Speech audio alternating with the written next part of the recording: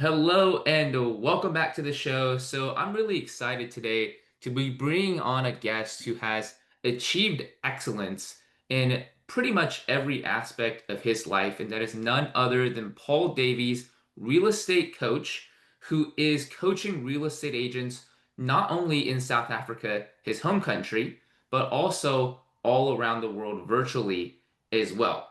So Paul has been a real estate agent himself and very successful in obtaining market share for his real estate market, actually owning up to 87% of the market share of listings in his specific suburb, as they call it, or his market when he was an active real estate agent. And he is now helping coach other real estate agents to do the same, go out there, take listings, and also achieve and earn their full commission. Now, Paul's philosophy on coaching is actually all about efficiency, making sure that you are going out there, not just taking any business that you can get, but being very specific in the type of clients that you're working with so that you can build a business and you can do it in the most efficient and effective manner as well. Now, Paul's not just a coach in the real estate space, he's also achieved quite a bit in the sporting world as well, including being the gold medal holder for the fastest blind tandem cycling race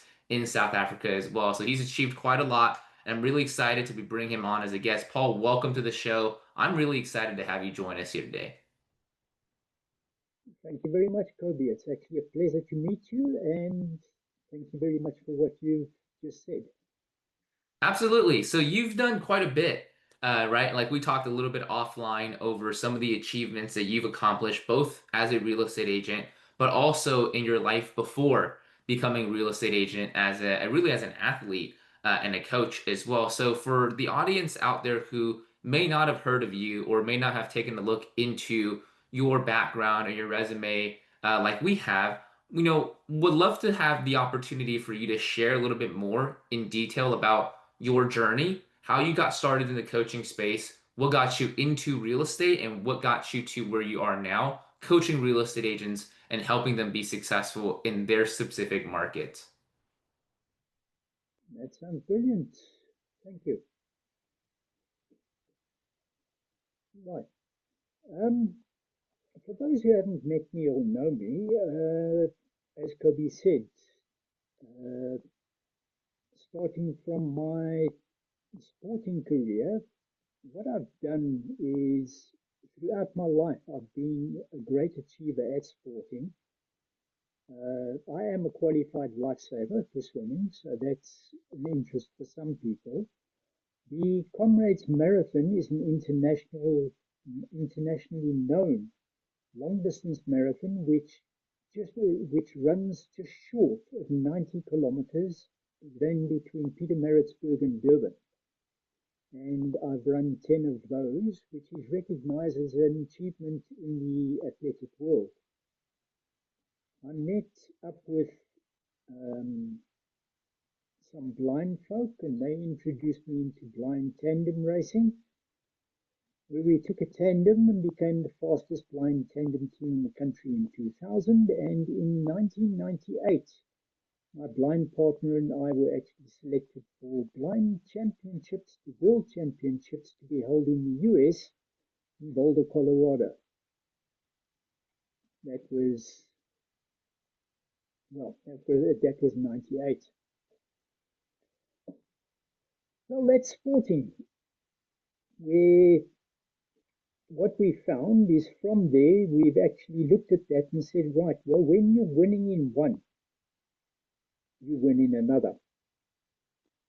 And I was introduced into real estate in late 2011, just after the financial crash across the world, where I started as an admin person for the first 6 weeks. And during those 6 weeks, I picked up a for sale by owner. Made the appointment for 4 o'clock in the afternoon to get the mandate signed. Had my buyer waiting outside at 4:30. The buyer walked in, walked around and said, how much? Where do I sign? 15 minutes, sold at asking price and full commission. That was my first sale in the industry. My last sale in the industry before I moved to coaching was I got called into the principal's office and said, "Here, this seller has just called me. Nothing's happened on his mandate." And I looked at it and I phoned the seller up and I said to him, "Right, you're 150,000 Rand overpriced, firstly. Secondly, it's on an open mandate. And thirdly, it's on at 5%. The actual price should be approximately this. I only work on exclusive mandates, and my commission is 7.5 plus VAT."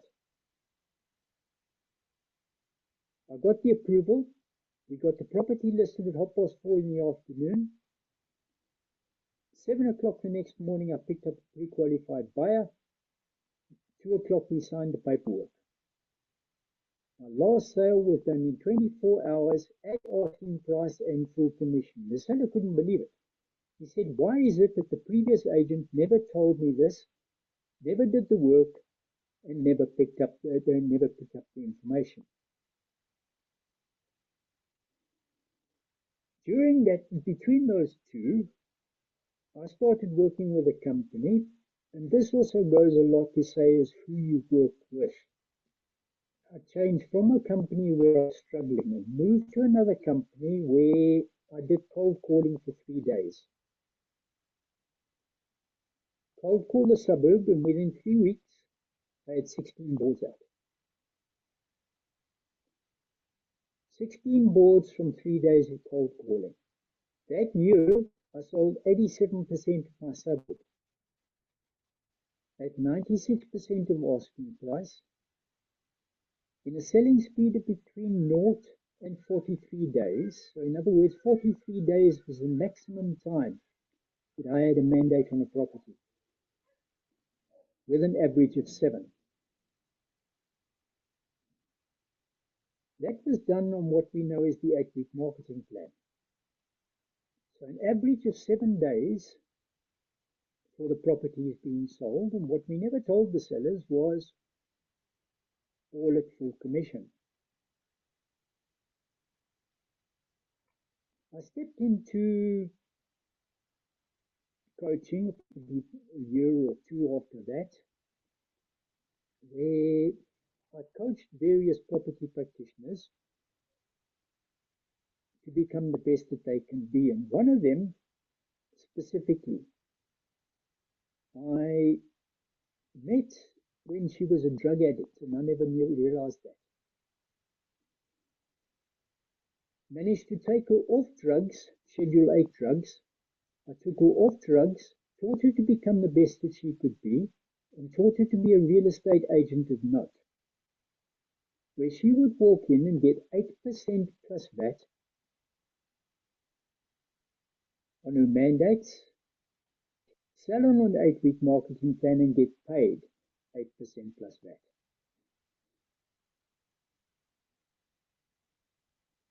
There's others using the 8-week marketing plan that picked up mandates away from teams and high-profile teams in the suburbs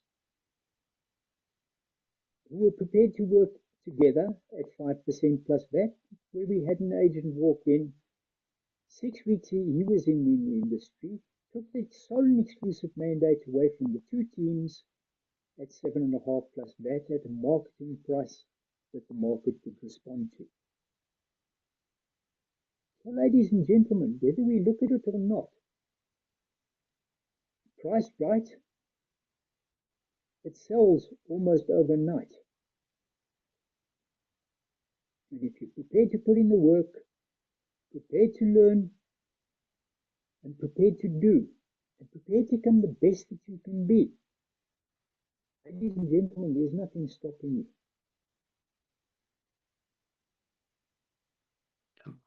Absolutely. I think that basically wraps that up, Kobe. Yeah.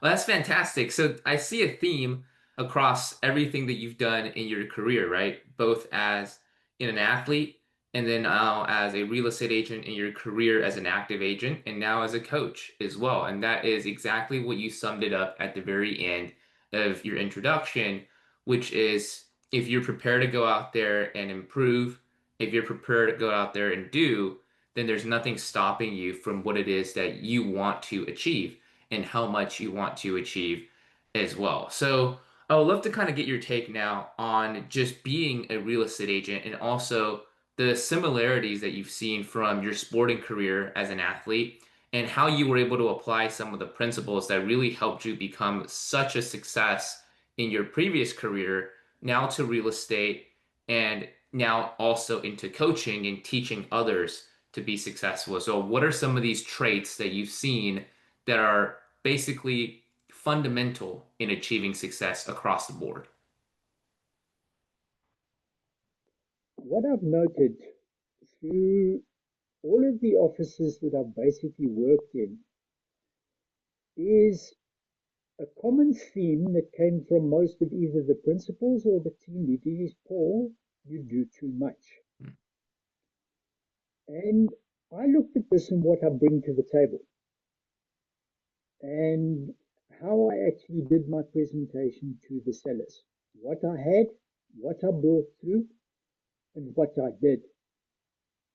And these we found that when we teach them to other real estate agents, we call them what we call unique selling propositions, where we're using a 120 slideshow, where we're using an A4, I beg your pardon, an A1 suburb map, where we're using the 8-week marketing plan, where we're using the South African Code of Conduct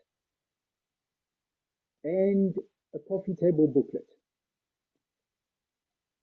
a glossy A4 coffee table booklet.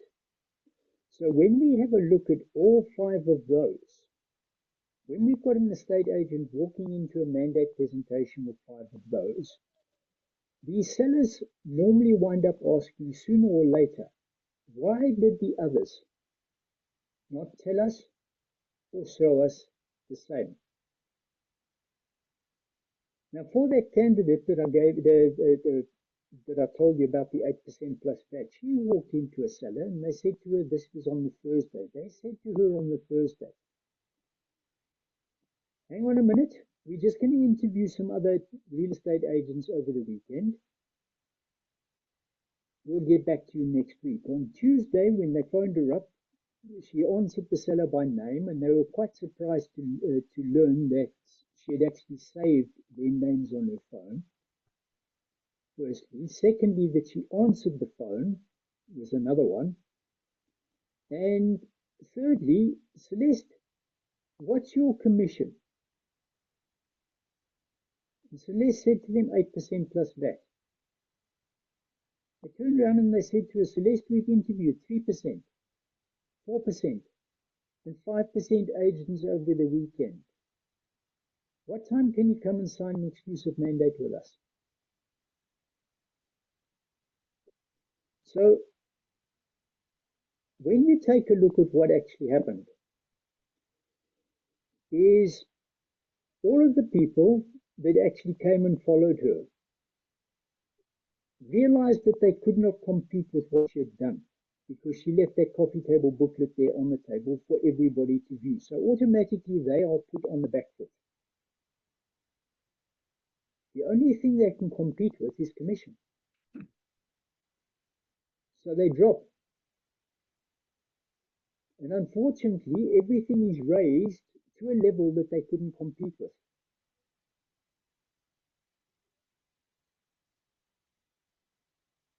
Which is unfortunate. But it all boils down to everybody saying, Paul, you do too much. In my cycling,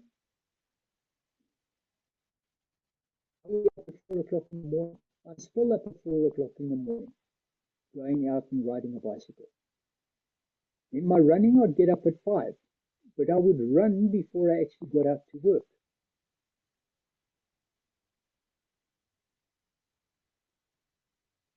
In the year that I ran fastest of 9 hours, 14 minutes, and 15 seconds for 90 kilometers. That's a little over 6 minutes a kilometer. I only ran 264 kilometers that year, but I cycled over 18,000. And most of that was on tandem with a blind person. So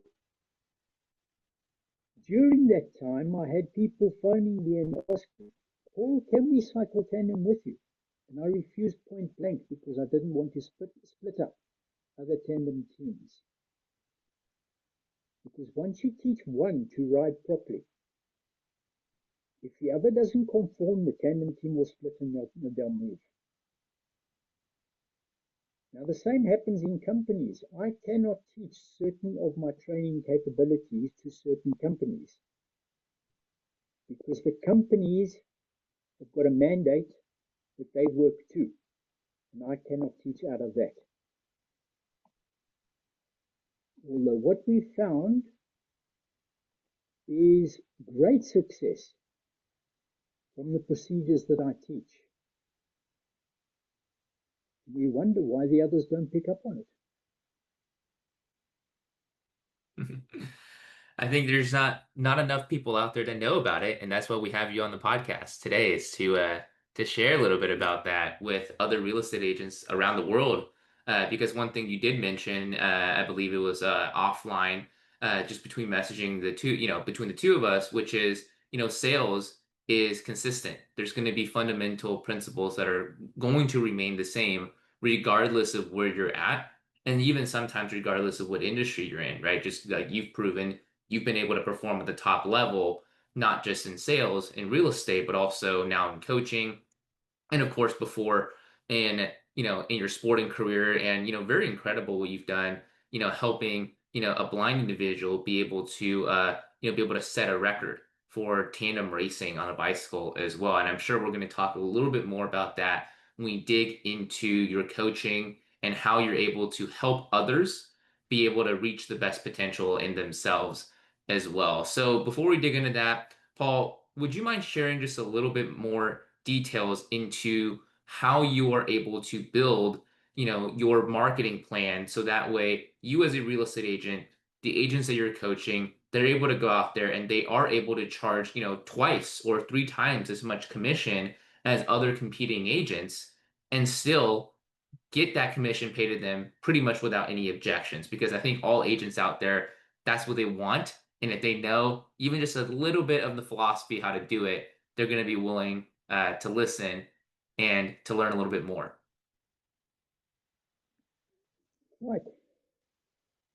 What I would say is we found that those that are more new in the industry and hungry to learn, rather than the experienced agent, are the ones that actually take and run, because the experienced agent is more likely to say that doesn't work. I've worked this way for the last 100 years, and this is how it works, which is unfortunate. The hungry agent, like that drug addict that I took, for example, we took her out of drugs and she knew absolutely nothing about real estate. We took her and sat her down for a week, 7 days. She did nothing real estate other than compile a database for her suburb, created her A4 map, which she hand drew herself from A4 snippets that we downloaded, started laminating up her 100 slides or 120 slides presentation, learned the 8-week marketing plan, and then started to cold call. But the amount of work that she had put in ties into the similar amount of work that I put in for the 6 weeks when I first started in 2011. I created a database of my suburb where I started to realize that if a unit was in a specific complex, it would be between X and Y value. It wouldn't be below and it wouldn't be above. And you could do a thumbs up quote without even getting off your chair. Because the minute they go over, they go into a different arena or a different complex. The minute they go under, they go to a cheaper complex. There's differences. I was working in a strictly sectional title arena, but no matter which career I've actually been in, I've started at the bottom, worked the way through to the top in the field that I'm in, and then moved coaching. Whether it be underground survey, mine planning, mine design, QAQC, quality control and quality assessing. And I moved into real estate from quality control and quality assessing. With the mine planning and design behind that, which gave me a good idea about real estate in the first place. The quality assessment and the quality control threw me into the law of real estate. Now, when we take mining law, it just mining law is volumes and volumes and volumes. Real estate law, by comparison, barely features.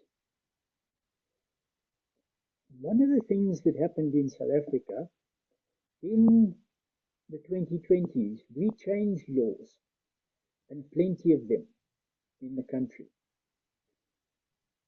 And what actually happened is while they were out, they produced them first in bills.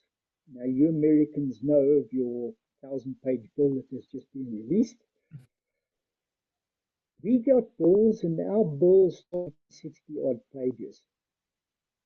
And finally, when they finally got brought out into the acts, they were reduced down to 80.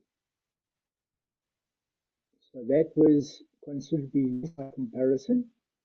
And what we found is that going through these and unpacking these for the real estate community in South Africa, we actually started a Facebook group and unpacked these laws into the Facebook group. Now, the Facebook group currently sits at 10,600 strong in a arena of approximately 40,000. We're sitting with approximately 25% of the industry. Now, these we found over the years are becoming the stronger agents now that they've been taught properly. It has been said that I've got the most comprehensive breakdowns of the laws in this country that the real estate industry has ever seen. But that just ties into my QAQC because you've got to dot the I's and cross the T's.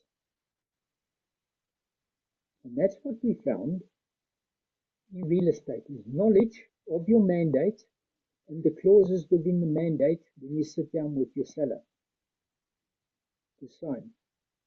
You can explain those clauses to them, which most agents don't do. They don't understand their paperwork. Now, when we first started in 2011, just 4 pages long. Now they're sitting about 20 pages long. And that's excluding the additional paperwork that's needed for those papers. Because now we've got FIC, Financial Intelligence Center, International's got GDPR, you've got POPI, PAIA, the Anti-Terrorist Act, all those things that add in over and above real estate law. So all of these got unpacked to a level that a real estate agent is required to know and understand. And once you walk into a client with knowledge like that, where the others don't, you set yourself apart.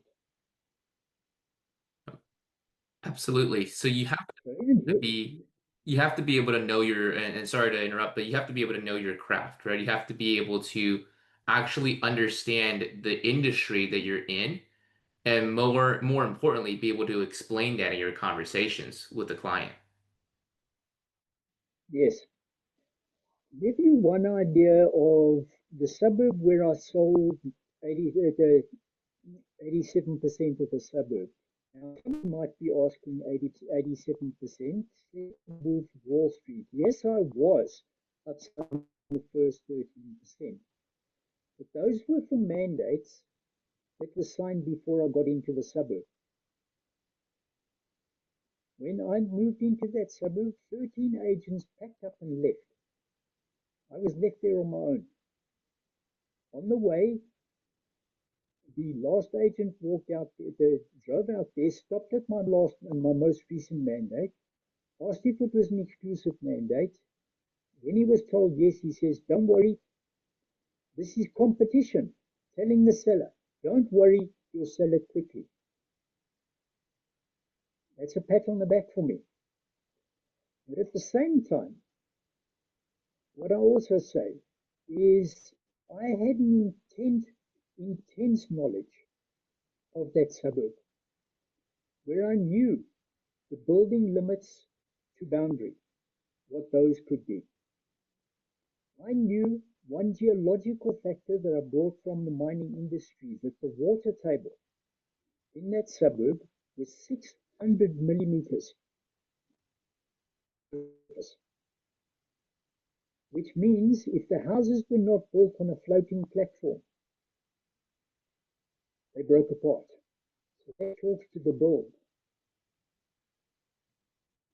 And in one specific case where I walked in and I said to the seller, "Look, I want nothing to do with the sale of your property because in a year's time or 2 years' time, your swimming pool is going to crack and break again." She said to me, "No, no, insurance is going to fix the pool. It's empty at the moment, but there's a." I said to her, "If you look at your pool, it's dug in on a slope. It's slipping downhill." She said to me, "How can you see that?" "Well, there's a 15 millimeter gap in the tiles at the bottom and the tile at the top, and the tiles at the bottom of peak. Your swimming pool is sliding down the hill. At the same time that your swimming pool is sliding, it's breaking the drain pipe at the bottom, and that's going to keep on doing. Your pool will eventually crack, and the best thing you can do is fill your pool and then sell your property." "No, we can't do that. We'll get X amount more." "I'm sorry, you can't do that because the water table is higher than the depth of your pool. It will keep on sliding down. I cannot be held responsible because the first person that they call when that pool starts to slide is me. Not you, not the transfer attorney, me. And it's my name and my reputation that goes down the tubes because you are getting something fixed by insurance that we know will break again." So it's an intense knowledge of the suburb itself. Yeah. Yeah, absolutely. So there's two things that I picked out from this story that you just told. One, obviously, is we have to be able to study, right? Whenever we're doing sales, we have to be able to study what it is that we're actually selling, right? Whether if it's, like you mentioned, the paperwork, the mandates, everything that actually goes into the real estate transaction, who is responsible, what do these terms mean, everything that we need in order to be able to actually present better to the clients. We have to be able to study what it is, the industry that we're in. And two, you mentioned in your story is the standard that you set as a real estate agent, right? Because there's agents out there who would have absolutely taken that listing, right? Because it's a listing, right? It's potential commissions. But you actually set a standard for the type of client that you're working with. You have a standard on your reputation as an agent, and that has clearly carried on long term as well and made you very successful, capturing close to 90%. I mean, that's incredible, 90% of your market share. That's that's one of the things that we realized is the majority of agents out there with working with a specific report that everybody can pull off the internet. And with the with that, if that's all they're doing, they're coming in with a 4-page report, whereas I would be coming in with a 100 slide presentation. I would be coming in with a suburb map. I would be coming in with an 8-week marketing plan, which is a procedure to sell the home in the fastest possible time. The code of conduct is the code of conduct from the Act itself, which determines how we're going to be working. And as we did with Celeste, a 16-page A4 coffee table booklet that nobody else could complete with. But knowing the law, knowing your mandates and what it means, there's no competition. Because the majority of people treat it as a piece of paper that needs a signature at the bottom. Years ago, it used to be Mr. Seller or Mr. Buyer, sign here, sign here, sign here, sign here, sign here, or initial here, here, here, here, and here, sign here.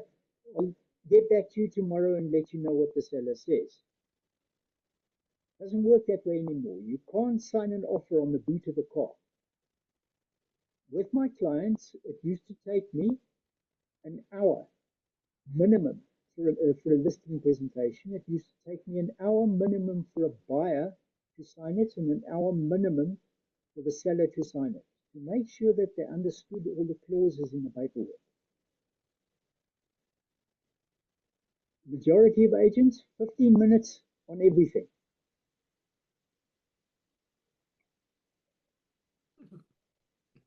On the biggest transaction of your life, I think it's very important, right?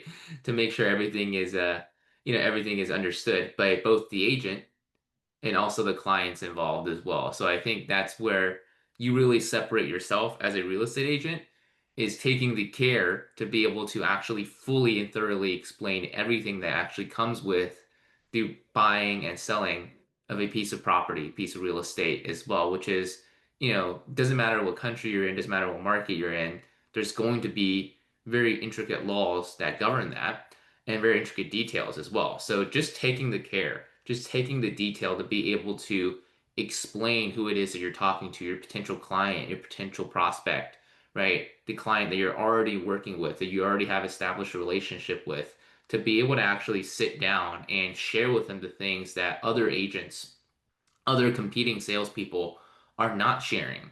That really creates a huge separation between you and the rest of the field. And that is something I really kind of want to wrap up with here, Dave, which is your coaching philosophy, right? So you've done this successfully as an agent yourself. You've been in the field, you've proven that this works. But as we all know, going from being successful as an agent doesn't necessarily always translate to being effective as a teacher and a coach as well. So how are you able to do that? How were you able to make that transition and really help other people see that your method works? You did mention one of the things was just, being able to coach newer agents who are kind of new to the industry, who are more open-minded, more willing to learn.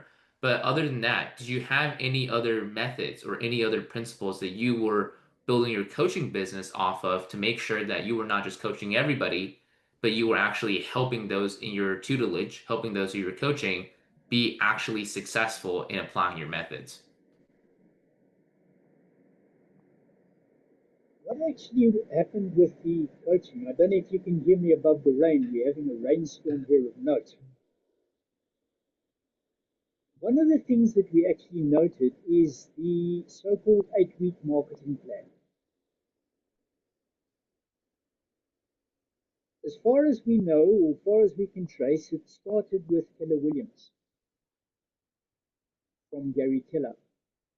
And we've basically taken that and expanded it far more than what it was ever actually intended for. And when one uses that as a USP, as a unique selling proposition, that lands you mandates far faster and far more efficiently than anything else. Because you are coming in with something that nobody else understands, nobody else uses. So it sets you apart. When you actually teach people how to use that over the period of 8 weeks, that makes a difference. You show them how it actually transforms over the period of time that you've actually got the market. And we'll give you one example where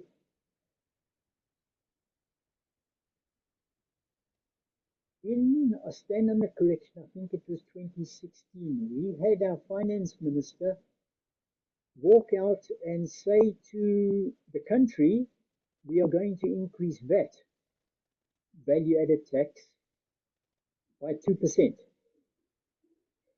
Real estate in this country stopped outright, stopped, because buyers were not sure where their money is going to now. We had a fortune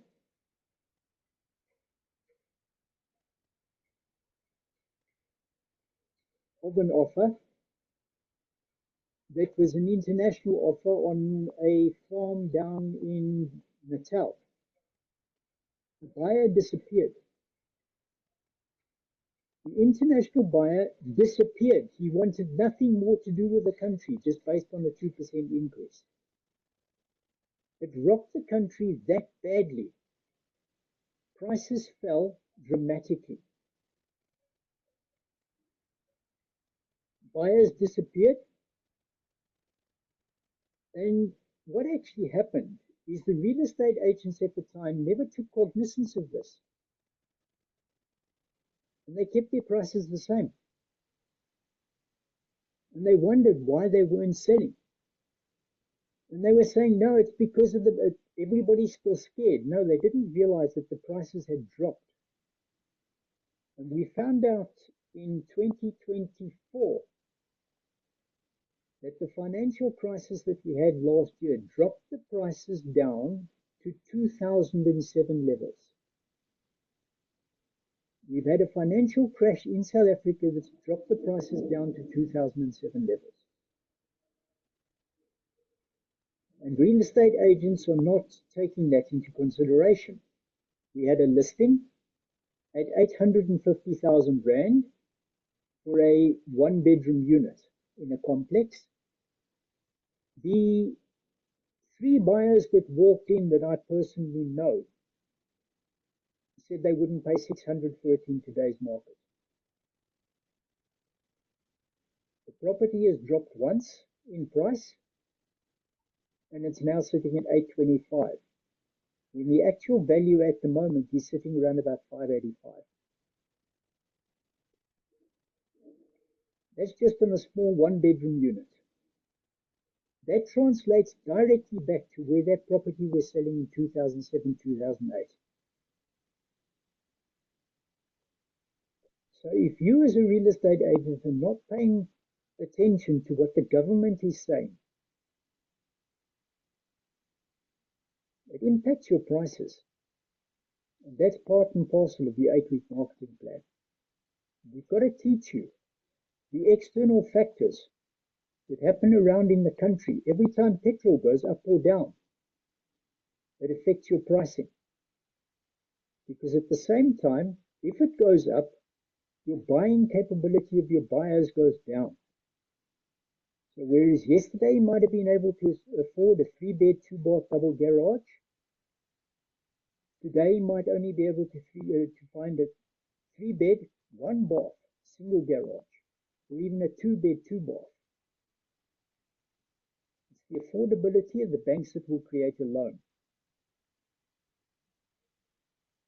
And cash, well, that's a different story. A lot of the terms are coming out in cash these days, but cash never pays what a bond will.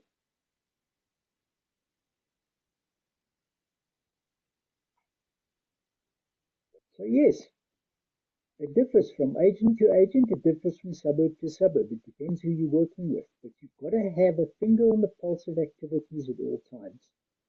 If you're not paying attention to what's actually happening outside, you're going to be sitting with a listing that's on your books for time in and time out. When I was teaching the 8-week marketing plan around the country, I walked into one office and I said, put up your hands, who's got the longest mandate here? One girl put up her hand, she says, mine. I said, how long have you had your mandate? She says, 10 months. 10 months? Value? She says, no, 10 mil, 10 million. I said to her, right, well, how many times have you seen your seller in that time? You're not going to believe this. A 10 million rand mandate over 10 months. She had seen the seller 3 times. I said to her, right, I've taught you the 8-week marketing plan. What are you going to do? She says, I'll make an appointment to see my seller tomorrow. 2 weeks later, the property was sold at 8.2 million. 2 weeks later, because now she had gained the courage to stand up and tell the seller that the market wasn't responding at the price it was advertised for. Teach them the economics. Give them the strength that they need to actually give disappointment to the sellers, because nobody likes to hear failure. Nobody likes to hear that a price needs to be adjusted.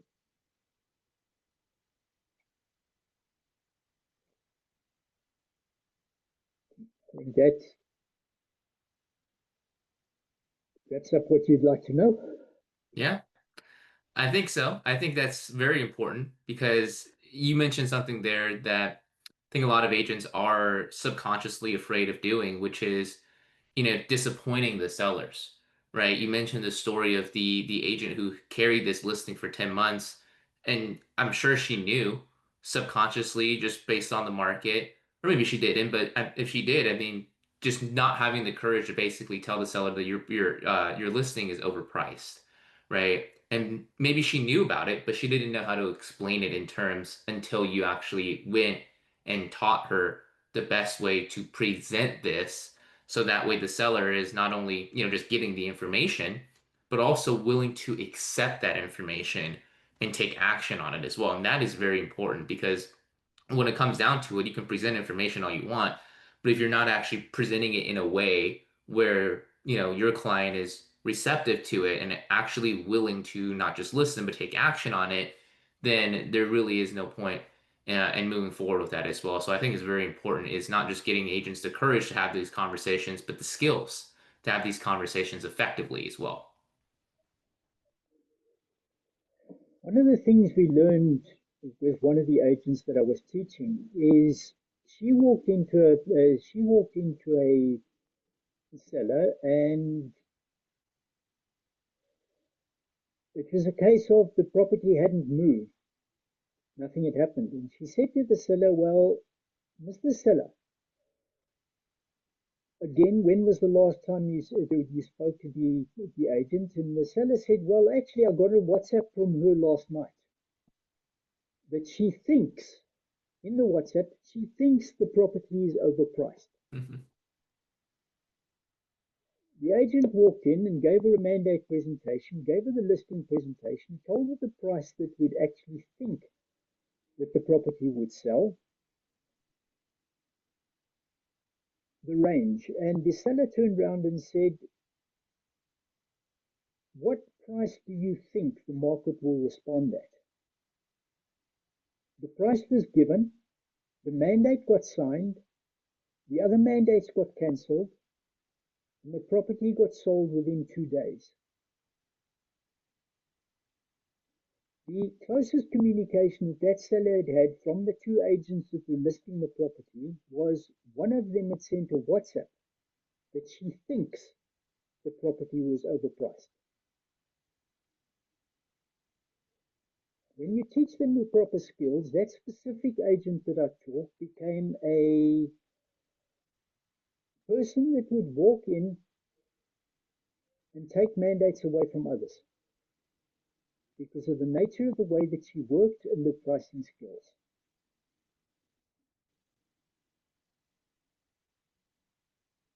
So it's all to do with capability. One of the Another agent, a principal actually, had a problem with a rental.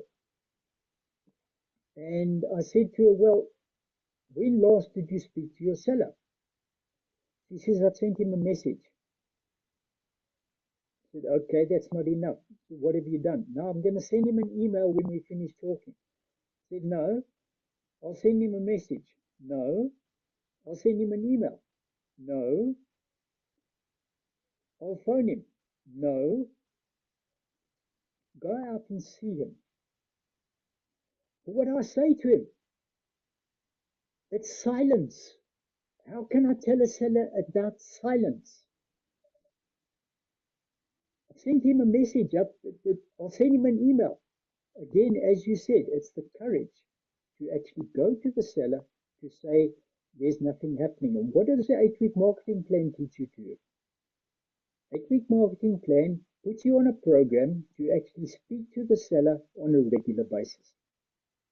And if there's nothing to say, ladies and gentlemen, silence is an answer. It's a big answer. Use it. No, absolutely. Paul, I want to thank you for being on the show today. I feel like you shared a lot of value within the time period that we had. And, I think it would be great to even, in the future have you back on and talk a little bit more in detail over some of the things that you shared today because you have such a wealth of knowledge of experiences and being able to share that with not just your coaching clients, but also the members of your Facebook group, as well as our audience here today. Very grateful for you to be able to do this. I just want to say thank you again. And for anybody who is listening to this that want to maybe learn a little bit more about what you're doing and maybe want to participate in your coaching or be part of your Facebook group, what are some of the best places for people to find you? Where can people actually get in touch with you? Yep, certainly.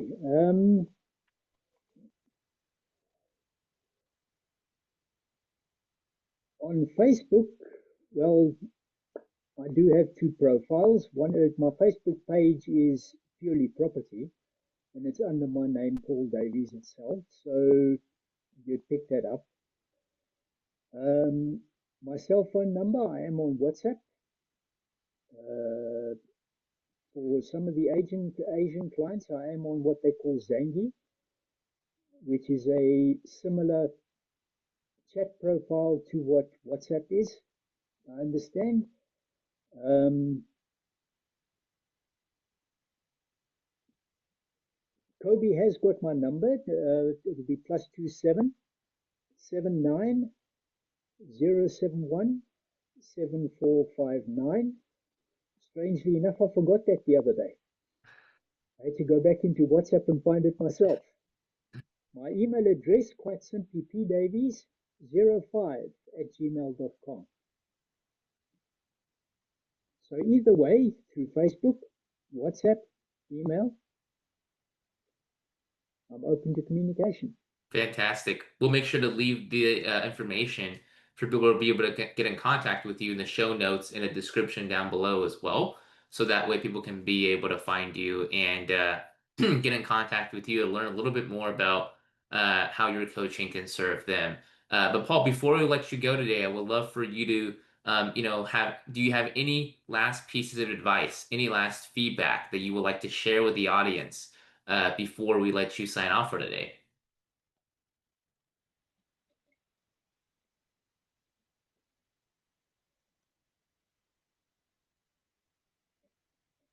Well, just in like the last one, you don't rise to your goals. You fall down to your habits or to your training. And it's not who wants it most,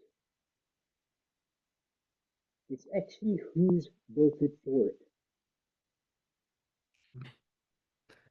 I think that wraps it up. Fantastic. That's some great advice, Paul. Appreciate you for being here today. Appreciate you for tuning in.